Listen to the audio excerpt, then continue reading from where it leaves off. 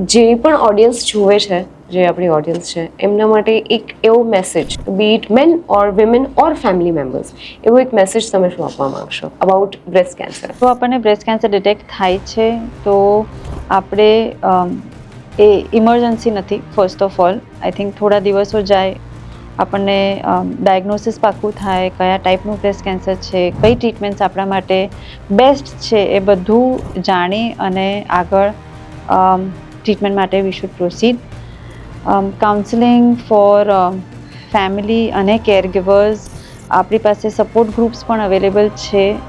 So counselling I think is very important, જેનાથી you can stay strong during the whole treatment. અને there is light at the end of the tunnel. So treatments at some point પતે, at some point આપણી normal life ચાલુ થશે, એ વિશ્વાસથી you have to go ahead.